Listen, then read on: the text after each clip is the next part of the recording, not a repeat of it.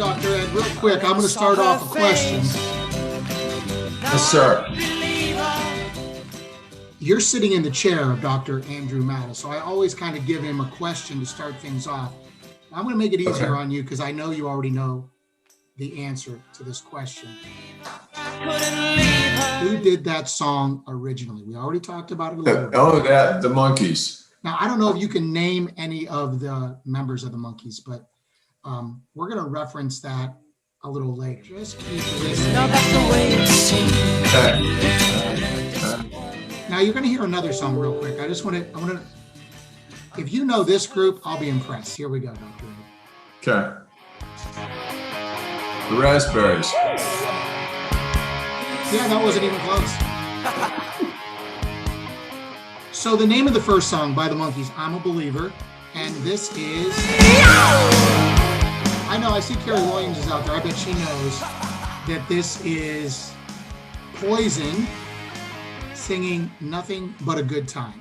Now, Dr. Ed, I mean, that kind of signifies who you are, knowing you very well. But I want to come back to those two groups later because they do have something in common. Okay, so the theme for tonight is a little bit of awareness is what we're talking about. Awareness of total systemic health, right? It is April. I did have my 55th birthday, April 8th, Dr. Ed. I didn't get anything from you. I'll still wait. I guess the whole month will be all right. Dr. You got a shark. You forgot. I gave you a shark for your birthday. You did give me a shark, and I appreciate that. And so it's Awareness Month, not awareness of my birthday, but it's April, and it is Oral Cancer Awareness Month. So we're putting together an idea for Between the Chairs. This episode and the following episode, we're going to feature different perspectives on diagnosis, treatment, the stories behind the patients, and of course, the stories behind the clinicians that get to diagnose and help people survive. But before we get to that, everybody think about those two songs that we heard, because awareness is maybe thinking about things that we're not used to. And I'm going to bring up later, Dr. Ed, once Rodney goes through our updates for safety, and he'll be on here in a couple minutes. But I also want to bring up our celebrity, because we're going to talk a little bit about celebrities too tonight. Our celebrity that you first introduced me to, remember Dr. Chris Kammer? Oh gosh, yes. Yes, the periodontist that really taught me and schooled me a little bit on what oral systemic healthcare is. And ever since then, it's really changed my outlook towards things. So before we get all to that and our featured guest speaker tonight, Mr. Rodney, the city in Dallas, Thomas, are you available this evening? I am. There he is. I'm not going to be too specific, but he is no longer a celebrity in New York City. Okay, so hopefully his celebrity status will move up through the charts in his new home city. I noticed you called it a city and not a town. I love that. Always be in the city. And do you always give us some good medical updates and some clinical updates and especially safety updates? So Rod, if you'd like to take over Between the Chairs and give us those updates. Jump into the update. So good evening, everyone. And I hope everyone has had a great week thus far. And thanks for joining us tonight. So for this week's safety update, it'll be brief. Just a reminder that our safety protocols and the practices, they do remain in place with no major changes over the last 2 weeks. So we continue to see COVID vaccine progress across the country, which is really great progress. And it's really a good thing to see. And this offers us a great deal of hope. But we are seeing a rise in COVID cases in different pockets of communities across the country despite this progress. So just want this to serve as a reminder to keep our safety campaign top of mind and be smart. Remember to wear face coverings when inside the practice and practice social distancing. And I think one point to just make sure everyone understands, and this is out of an abundance of caution, is that this applies to all team members and patients, regardless of their vaccination status. That has been a couple of questions that have come across over the last couple of weeks.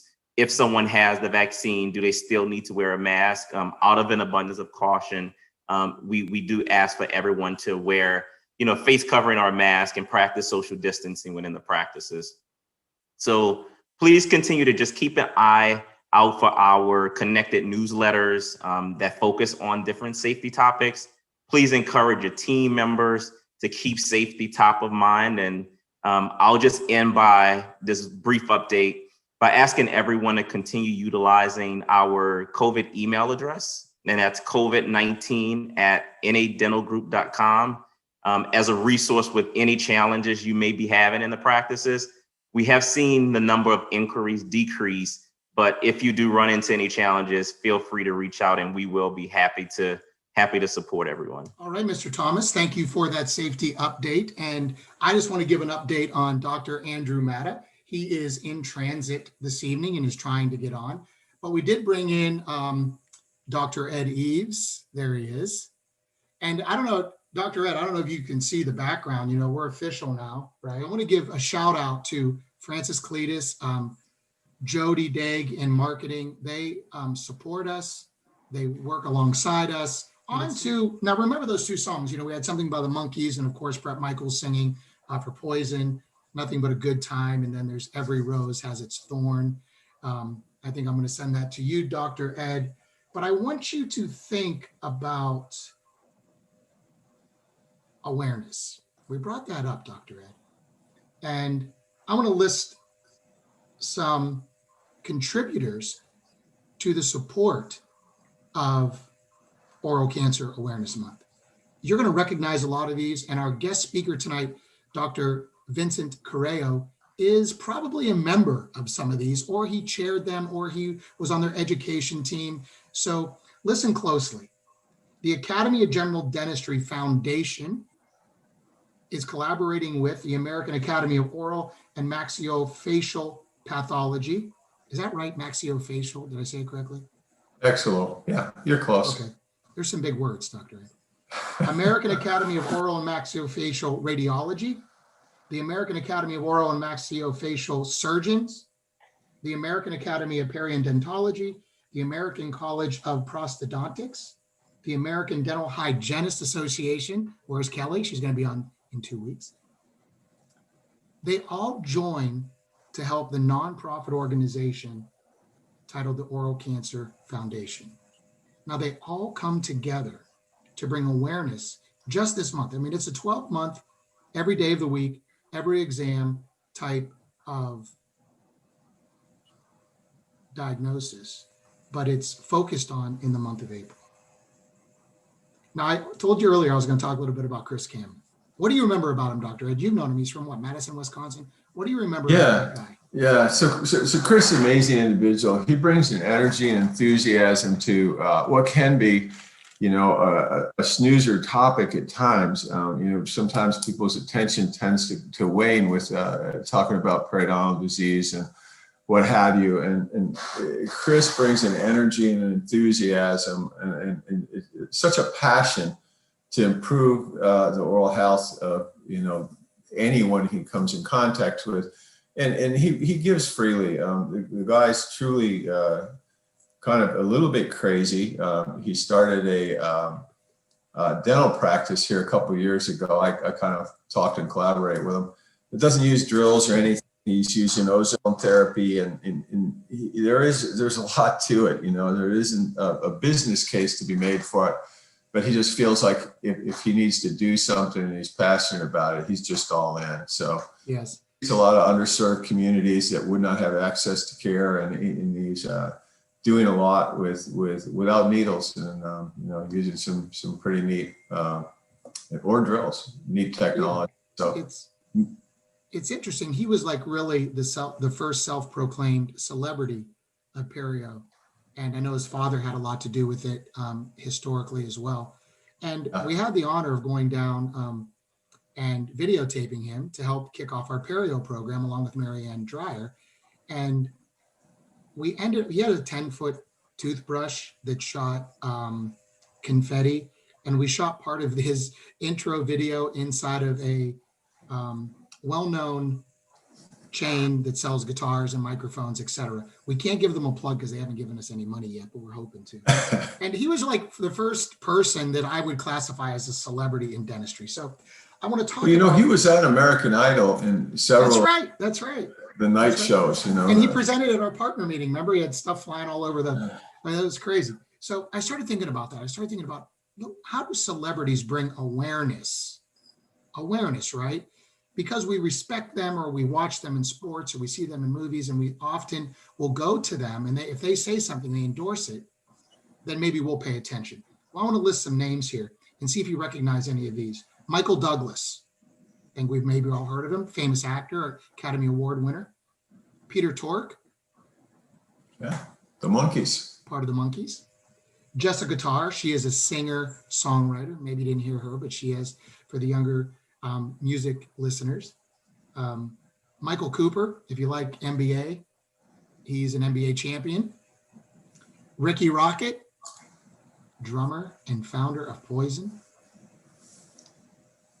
Before I go to the next person, every one of these individuals that I just listed, except Dr. Chris Cameron, have survived throat cancer, tongue cancer. All of them have been past spokespersons for the headandneck.org. They're the celebrity spokesperson. One of the most recent celebrity spokesperson, and Dr. Ed, you might have a connection to this before we get to Dr. Correo, our own celebrity from the city, right? Remember Jim Kelly? Played for the Buffalo Bills, went to 4 Super Bowls, and he was always looked at, you went to 4 Super Bowls, but, right? And you guys had fun this year because, the Bills had an excellent team. They were back in the playoffs and playing really well. But I think there's an interesting story around Jim Kelly, not as a Hall of Fame football player, not as a great spokesperson for headandneck.org, but Dr. Ed, give a little bit of background and take a couple minutes. There is a connection to Jim Kelly. Yeah, of course, I've always admired him. I'm a diehard Buffalo Bills fan, having grown up in upstate New York. And Jim Kelly brought respect to the Buffalo Bills that lasted for pretty nearly a decade. Jim Kelly is actually a patient of one of our founding partners, and he had a role in his care and treatment. He's battled it now for probably over a decade. He's had several recurrences, surgeries, what have you. But he's always been, if you follow football, he was always thought of as a linebacker playing quarterback, just his mentality and attitude towards the game. And that's pretty much the way he's approached this. And he's always been, a spokesman for improving things. He had a son with, I can't remember the name of the disease, Krabs or Huntington's disease, stuff like that. So guy that really gets out there and tries to advocate. And he's been involved in upstate New York in many fundraising events and creating awareness for, oral cancer awareness and other real worthwhile causes. But true strong member of the community in Buffalo and the upstate New York area, and as you pointed out, a national spokesperson for oral cancer awareness, with a connection to one of our group founders. Before we get over to Dr. Correo, and we kind of go over what his background is, I want to end with a quote from Jim Kelly. This is from the headandneck.org website, and he says, "If you feel like there is something going on, but you just don't quite know, get screened. Find out what it is. Too many people wait until it's too late. The key is early diagnosis." Jim Kelly, NFL Pro Football Hall of Famer, head and neck cancer survivor. Now, our guest today, I don't think it gets any better than this. A celebrity in his own right. And we always joke about how many things he's done on his CV. As of now, Dr. Correo does a lot of things, but he is the a part of our oral health board. He is a director of oral and maxillofacial surgery for North American Dental Group. He is a chair of specialty groups for the North American Dental Group. And his everything below what I just read probably makes him one of the most complex and interesting and well-educated individuals to talk about the head and the neck and the oral cavity and cancer detection. So Dr. Correo, if you're out there from the big city of New York, where you are definitely a celebrity, if you could activate your camera, activate that microphone, there he is. And thank you so much. You're always willing to come on as a great partner, as an educator. You've helped us out with Dr. Infusion. You've helped us out during the shutdown. And here you are during Oral Cancer Awareness Month, giving us some insight.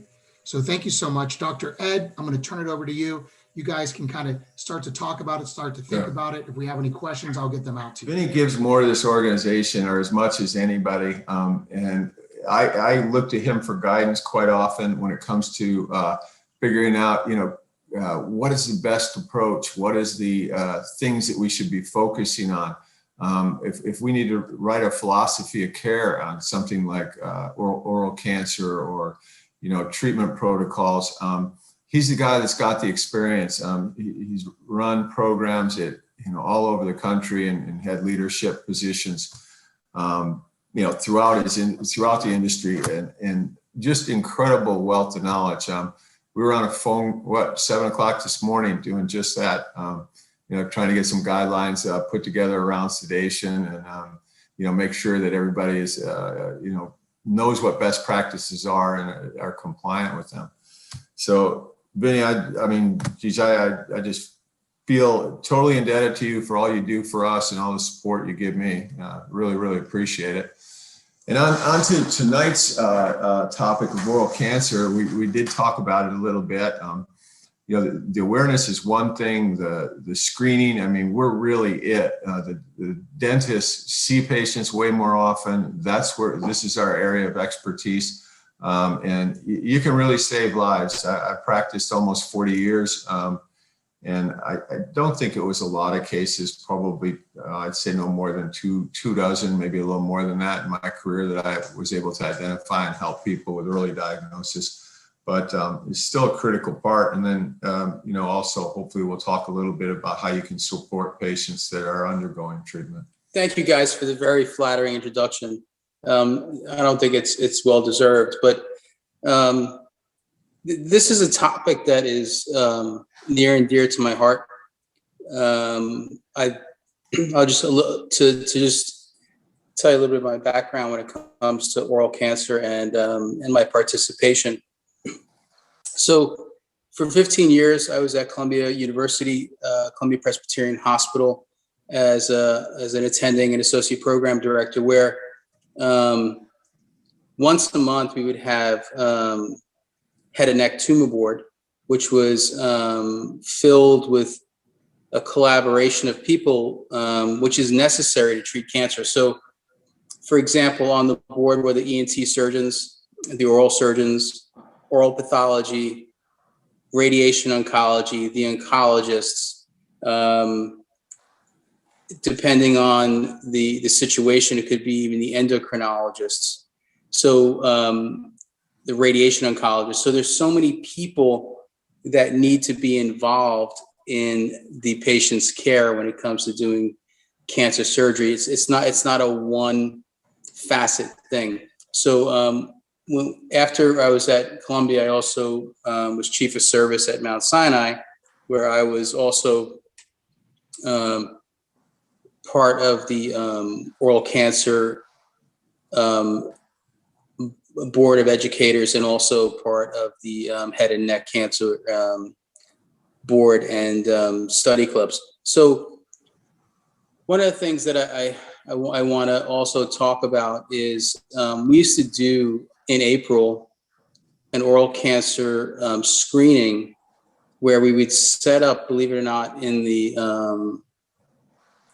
lobby of the hospital, and anybody who walked through the door, doctors, patients, could get screened.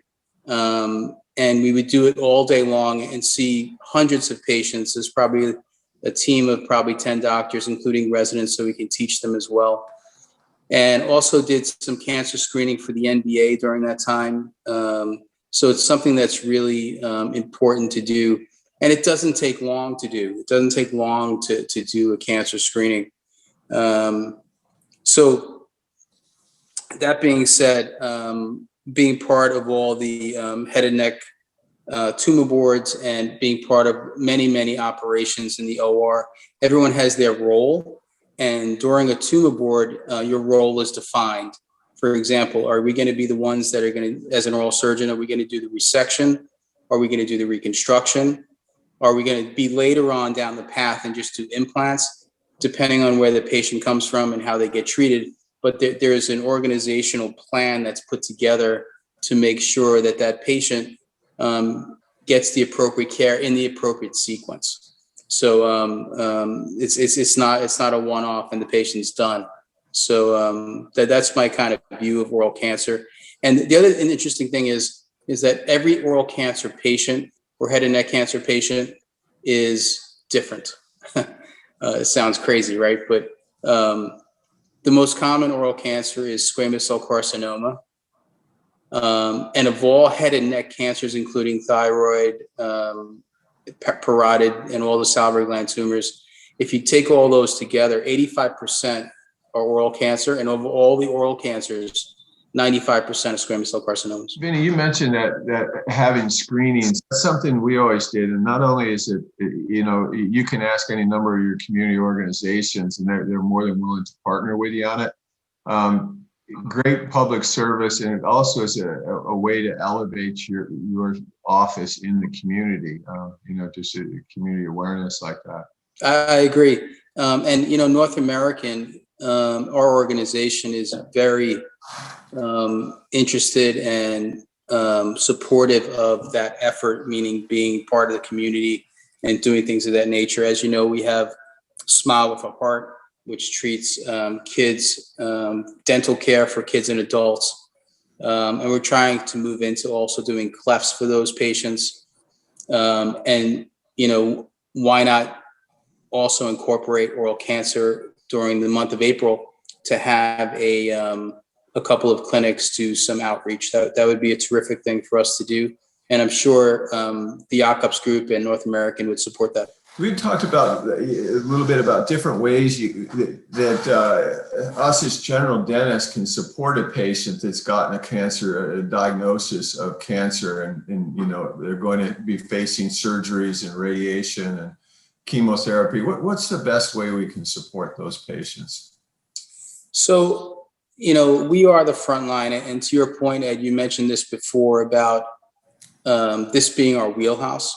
And it absolutely is our wheelhouse. I can tell you, I went to dental school and medical school, did general surgery, all the specialties of medicine, and nobody does an oral exam better than a dentist. And in that vein, we should also be the ones doing the head and neck exams, because that is our wheelhouse. That's what we do the best. And if anyone is going to identify an oral cancer at an early stage, it's going to be us. It's going to be the general dentist. It's going to be the guys that are on the front lines doing it every day. Even the hygienists obviously are a part of this. So if you can detect an oral cancer at an early stage, you've just saved someone's life. 1,000%, no questions asked. If you can do that on a daily basis and do a good exam, you're probably going to find maybe 10, 20 in your career, like you had mentioned. But when you multiply that by how many dentists we have in the group, that's a huge number of lives saved. So I kind of get chills talking about it, because just think of the impact. Think of the impact that we can have by doing a good oral exam, good head and neck exam. And then if you do find something, right, that's always the question that comes next. Well, what do I do next? I found something, I'm not comfortable with it. It's a white or red lesion. It's not very ominous, but what do I do? So the thing to do is to refer it to someone who can do a biopsy. Oftentimes it'll be an oral surgeon like myself, but don't always err on the side of caution. If it looks a little strange, do the biopsy, send it. Because I will tell you, sometimes the smallest little things end up being a cancer. It's not always the big fungating lesion that you send, and then that becomes more ominous, because then it becomes more difficult to save that patient's life if it's a very large lesion. Yeah, and plus quality of life. It's such a difference maker to try and find something fairly early on. Those are some of the big wins where you just see something that wasn't there 6 months ago at a cleaning, and I'm not an expert, but I can tell abnormal from normal. So and hopefully you have a good oral surgeon that you can send somebody to. I know that sometimes I go, what are you sending these people to me for? And that's time to get your new oral surgeon on board. Those are just unbelievable opportunities to save lives, as you said. So if you do have a patient, what about that process? You've made your referral, and they do have a squamous cell carcinoma. What are the things is the general dentist you should be thinking about? Yeah, that's a great question, Ed. And I think this is a point where some people just, the dentists, they get a little nervous, right? Because now it's an ominous diagnosis. What do we do next? So the first thing to do is to identify an oral surgeon in the group that you can send. Either if you did the biopsy or the oral surgeon does the biopsy, somebody needs to identify it. So I'm going to back up 1 second. So I don't know if you remember this a couple of years ago, a lot of people were doing brush biopsies. I don't know if you remember this technique. Right. Yeah. And I have two feelings about brush biopsies. One is I hate them because all you're doing is taking the cells with a wire brush and you're damaging them. So then the patient comes to the office with a report that says atypical cells. Well, they're atypical because they've been crushed or smashed by the wire. So they're very, very nervous about the diagnosis. But here's the reason I like them, and I'll tell you this is really important, and it leads to another topic which you and I spoke about in the past. So what it does is if you have that in your office and in your armamentarium as a general dentist, you're going to use it, right? So that means you're looking. So if we can get the awareness to look and check, even if it's with a brush biopsy, just to check, and the patient does come back with atypical cells, which is common, but then we can always then move forward for a biopsy or do something that we need to treat the patient with, which goes back to something else you and I spoke about in the past, which is a Velscope.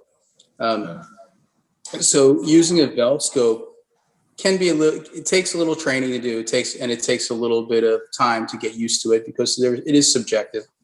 But if you do a scan with the Velscope in the floor of the mouth, the oral cavity, the tongue, wherever you're looking, and you think that there's an area that's abnormal, all you have to do is have that perception of thinking, because guess what? You just use the device, something doesn't look right.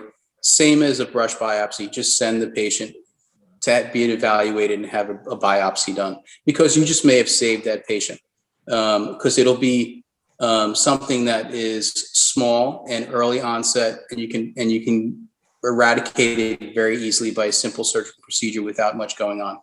So barring what I just said, your question, and I'm sorry, I kind of no, that's great though, because it's really important to put the focus on every patient you see, every time you see them, every time you look. If something doesn't look normal, it needs investigation. So what are the next steps? So say, for example, you saw a patient in your office and there was an area of a leukoplakia. Leukoplakia just means white patch, right? But it was in an area on the lateral border of the tongue. So lateral border of the tongue and floor of the mouth are the most common sites for squamous cell carcinoma. And the patient had a history of smoking and alcohol. So smoking is a risk of oral cancer, especially squamous cell carcinoma. Alcohol is a risk. If you put both of them together, the patient has a 15-time fold risk of oral cancer if they smoke heavily and drink heavily. So you add smoking history, alcohol history, and leukoplakia on the side of the tongue, you're saying to yourself, this needs to be investigated. So send them to the oral surgeon. The oral surgeon does the biopsy, and it comes back squamous cell carcinoma. Next step in the process, say it's a little bit of a larger lesion, greater than 1 centimeter. Next step is patient needs a CAT scan with contrast of the head and neck, because we want to know if it spread to any of the nodes in the neck. And that's the purpose of the contrast. The other thing that'll happen is the patient will get a PET scan. So a PET scan is a scan that is specific for cancer lesions throughout the body. So they'll get a head and neck and also a total body PET, which will light up and say, this is a cancer lesion or it isn't. And it's done by the uptake and intensity of the dye that's given to the patient through the scan. So after the PET scan's done, then you need to put a plan together. And that plan, if it's going to be a resection, oftentimes we'll need a multidisciplinary approach, and we'll probably go to a tumor board at one of the hospitals, because you need to have the oral surgeons, the head and neck surgeons, the prosthodontist, the general dentist, speech pathology, oncology, and radiation oncology all on board to say to this patient, look, we know you have a cancer lesion. We know you need help. And they'll go each step of the way and visit each person, which is very important. They need to visit each person to know what each expertise in that treatment plan is going to provide. So patient will see the radiation oncologist. Patient will see speech pathology, say if it's a tongue lesion. And the patient will end up seeing ENT surgeon and the oral surgeon. So for example, say we did that, we'll go back to the patient, for example, which was a tongue lesion. And during the CAT scan, we find lymph nodes in the neck, which means that they're probably spread from the tongue to the neck. Therefore, now we need the ENT surgeon to do a neck dissection. So the way it usually works is we set the patient up for the OR, do a tongue resection, neck dissection. Everything goes to pathology, and we see if the nodes are positive. If the nodes are positive, then the patient will go for radiation therapy. And when they go to radiation therapy, they do something initially called mapping. Mapping is a system where they put this mask on the face to see where they're going to direct the highest dose of radiation. After they do the mapping, then they'll actually make a protective mask from the amount of radiation that's going to be delivered, so it doesn't go to the extraneous tissues and cause too much damage.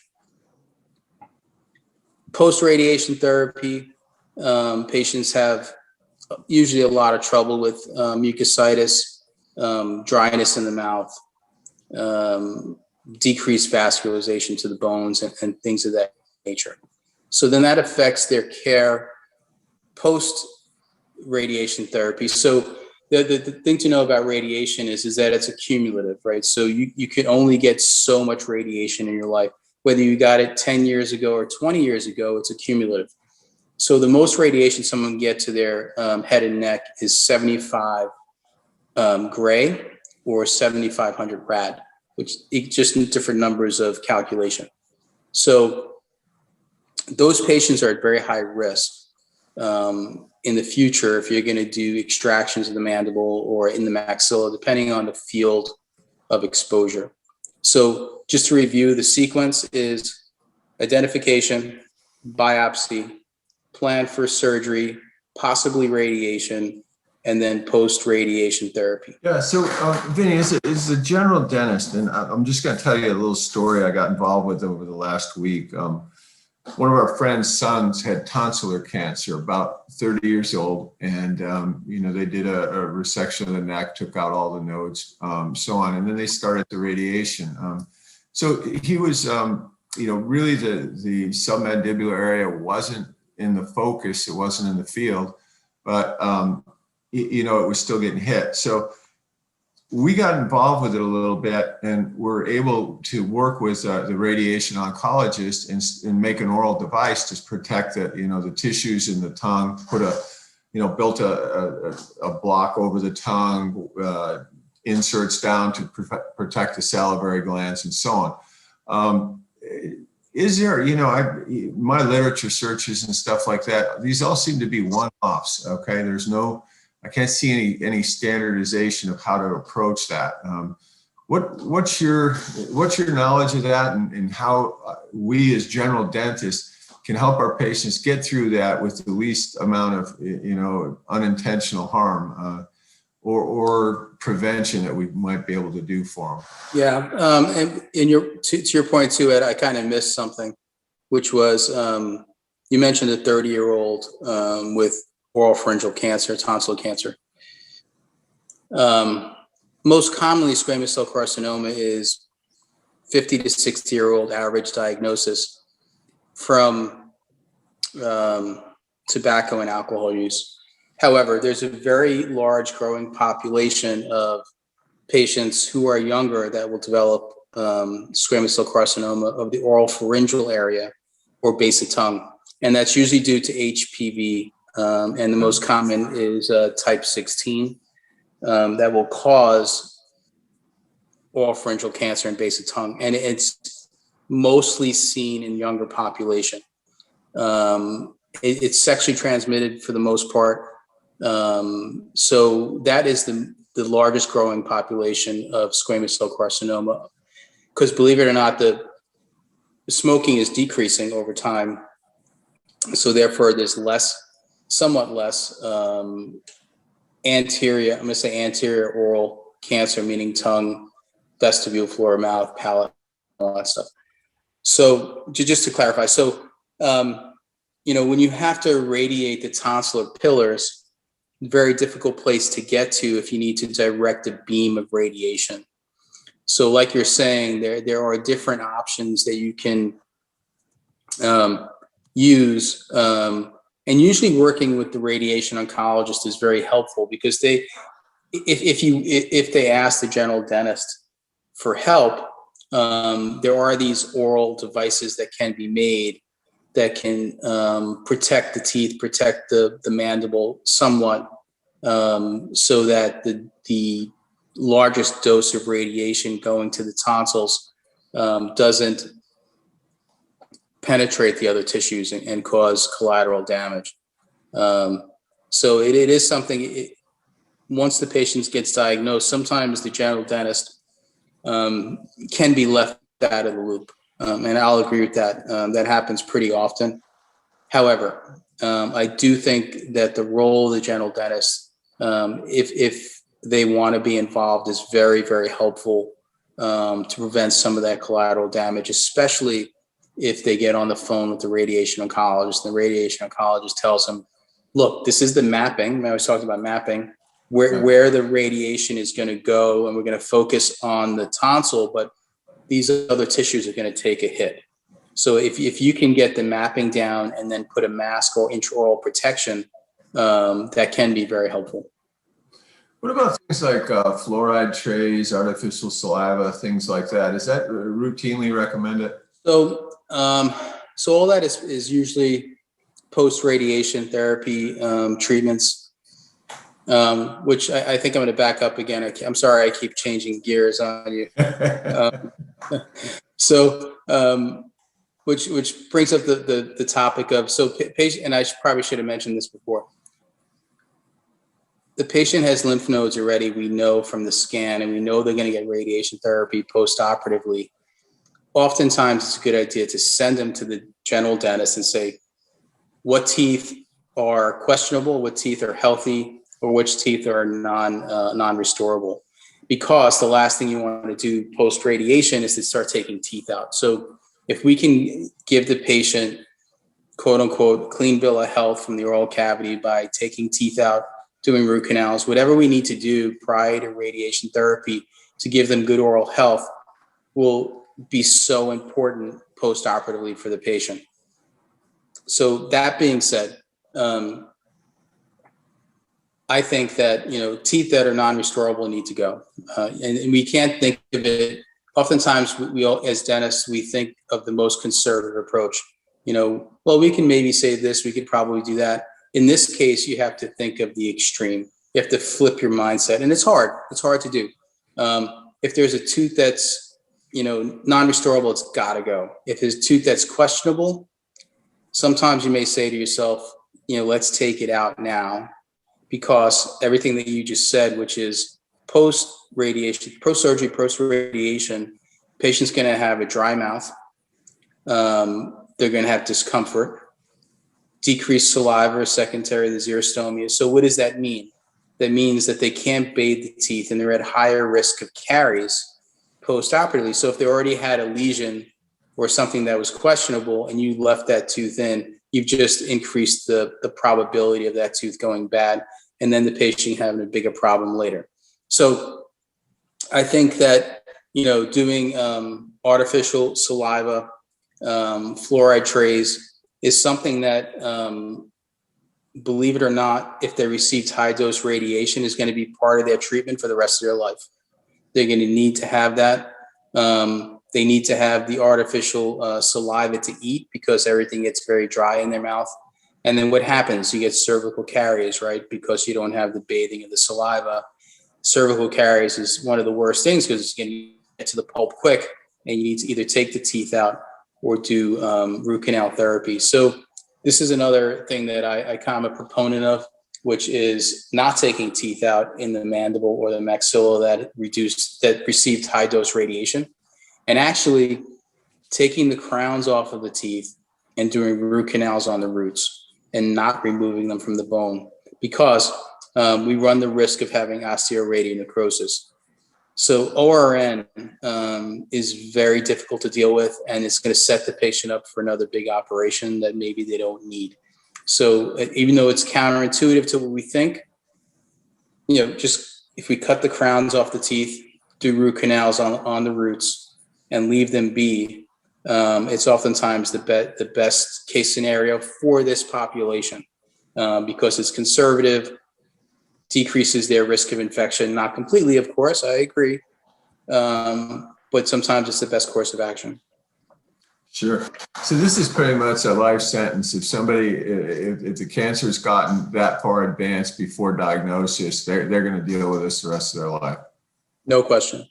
And sometimes, unfortunately, they'll survive the disease, the cancer, but their quality of life is diminished secondary to the treatments that we give. In 2021, this is the best that we have.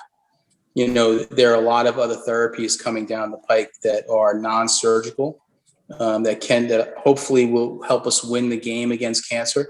But this is where we live now. So, our treatments will save their lives, but it will change their quality of life. There's no question. There were a few comments in there.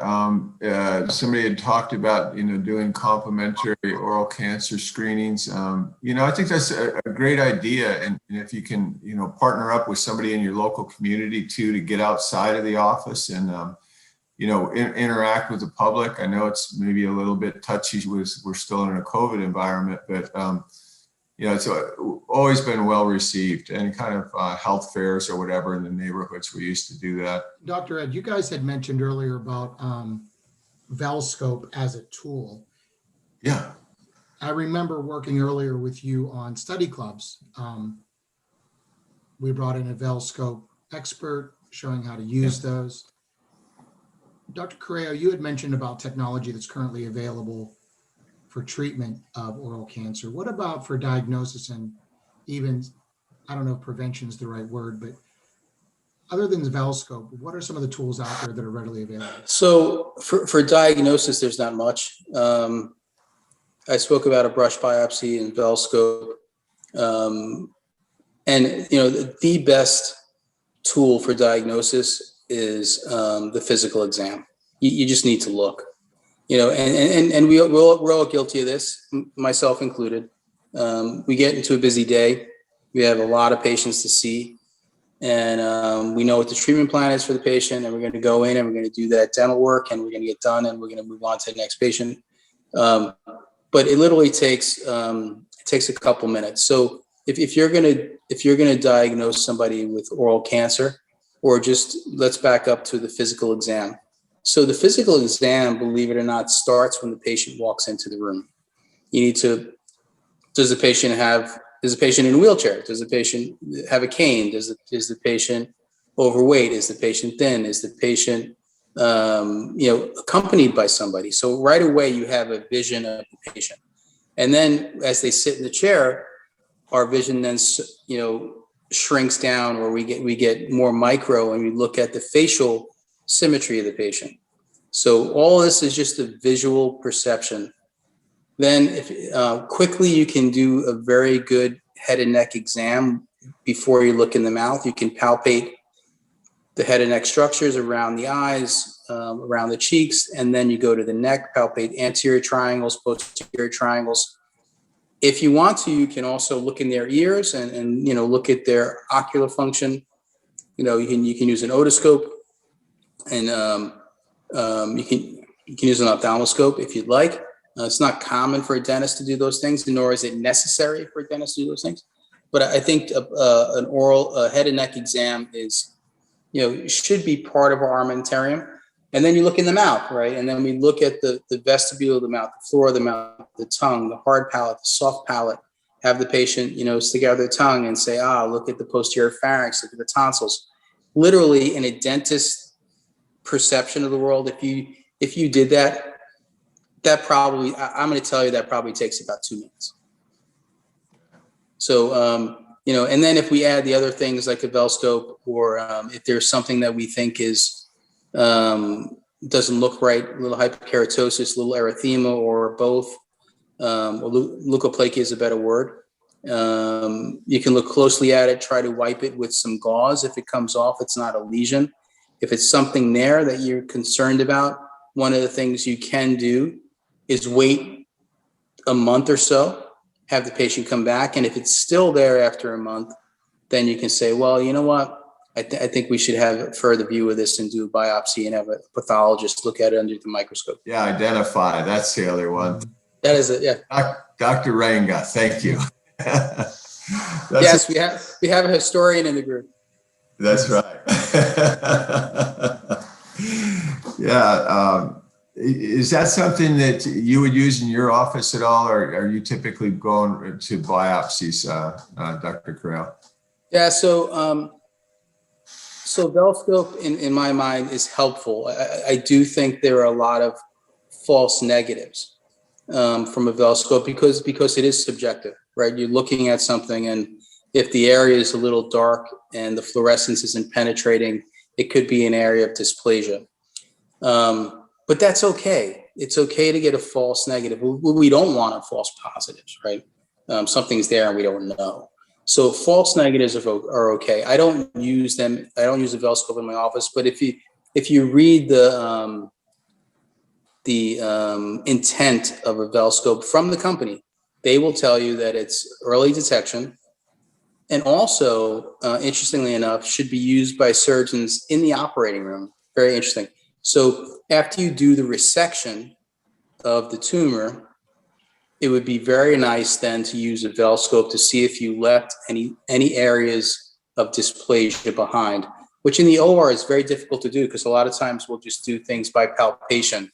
We'll feel where the tumor is, and we'll get a 1 centimeter margin, with all the other vital structures and anatomy around us. We try to do that in the safest way possible, but we can still miss, right? And the bad news is sometimes, you'll send it to the pathologist and you'll do something called intraop biopsies, where you'll take the tumor out and then you'll take selective areas where you thought it was deep or whatever and send it. And then you'll get frozen sections and you'll look at them quickly in the OR to see if there's any tumor left behind. But the Velscope changes that a little bit in the sense that once you remove the tumor, you can then look at the bed that's left behind, the surgical bed, to see if there's any areas that are of concern. So the problem then becomes if you send it to the pathologist and everything you thought was okay, and then the pathologist comes back and says, well, you have a positive margin, meaning you didn't get the whole tumor at X point. So all these things are things that we need to do in the OR. From a surgeon's perspective, this is where I think it's helpful, is frozen sections, Velscope, at the time of surgery, looking at the surgical bed post-resection. so that we can see if we left anything behind. Because if we did, obviously, the patient is going to get radiation therapy. This is interesting, even if they didn't have nodes in the neck, because that means we left tumor behind. So they have to get radiation therapy. First of all, Dr. Carrillo, the way you articulate your passion, and I remember on one of the presentations you gave that Dr. Gary Kay talked about the impeccable drawings that you used to do, the great notes, and just your sense of detail, even in the way your words and the way you carry yourself, you can see that sense of detail and your willingness to give. This on April 21st, you're going to speak for an hour during the Lunch and Learn for a CE event for our hygienists. So I know Kelly is excited about that, and her team are going to be on in 2 weeks to talk about, from the hygienist perspective. And as we wrap up, I just want to thank both of you for your knowledge. You're willing to share it, and we look forward to meeting again. Now, Dr. Ed, I know Dr. Carrillo likes some music. Early on, we talked about cancer survivors. I'm definitely a believer we have the best dentists. One of the members of the Monkees survived, and one of the co-founders from Poison survived oral cancer. So my hat is off to all of you. You guys have said it all. We'll be back in a couple weeks. Thanks everyone for tuning in tonight, and have a great week. Thank you. I hope I answered everyone's questions. Thanks, Vinny. Thanks, Trent. Got it. Hey, Ed, we'll just take it over again in 2 weeks, okay? Don't tell Dr. Manning. Okay.